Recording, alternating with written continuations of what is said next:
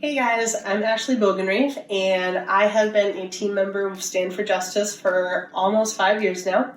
I started getting a heart for human trafficking when I was about 16. I saw a video and it really just started a small fire inside of me, and I have not been able to walk away from it since. And I've been through a long journey of years of learning, and now I'm officially involved trying to fight. So one thing that was hard for me is I didn't think that I could get involved with human trafficking or the fight against human trafficking because I had no experience. I wasn't a survivor. I didn't have any massive experiences. I was not raised around it. There was nothing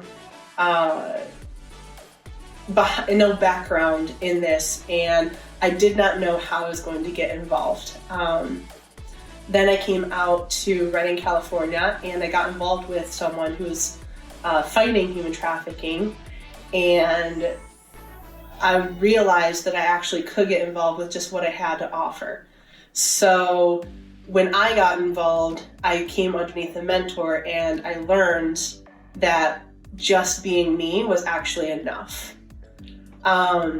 I learned, I stepped out, I started going to strip clubs, brothels. I really felt called to the front line, and that was something that was just really important to me.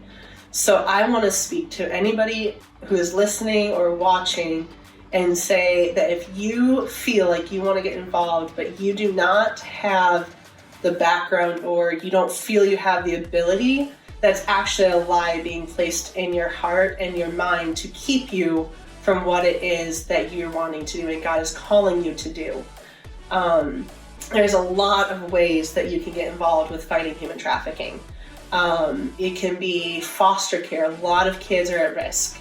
Foster care can be a big one for anyone. So if you are feeling like you want to foster kids, go and check that out, because it is a big one that we need, and it helps prevent it before it even happens. If you want to adopt, kids need strong, healthy families to keep them from following in any footsteps that were laid before them, or any type of situations of at-risk housing or not being wanted, because rejection is a big way that kids can get pulled into trafficking, because the pimps or the traffickers are like, we want you. So if you have a loving family and you feel like you want to extend that family, do it.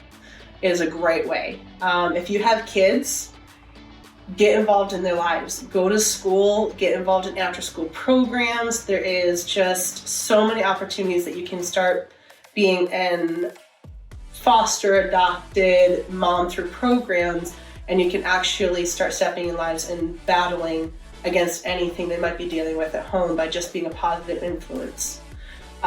You can donate if you feel like you don't have the other calling. You can always find organizations to donate to, because the frontline workers really do need your support from back home. If you are a prayer warrior, or if you are a intervention person, go to the prayer closet, start praying, start writing encouragement. Write encouragement to leaders. Leaders need so much encouragement. There is so much battle and so much fighting that goes on that they need as much support as they can.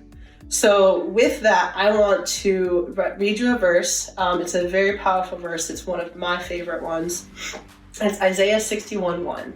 The Spirit of the Sovereign Lord is on me, because the Lord has anointed me to proclaim good news to the poor. He has sent me to bind up the brokenhearted, to proclaim freedom from the captives and release from darkness for the prisoners. That is your call to action. That is what it is to be a freedom fighter, and you can do that from anywhere in the world, at home, on the front lines, wherever you may be. You can start right now. So I just bless you and pray that God gives you every resource and ability that you need. So in this hour that we're praying, just really push into that and see what happens as you open up your heart and see where God leads you. Have a good day, guys.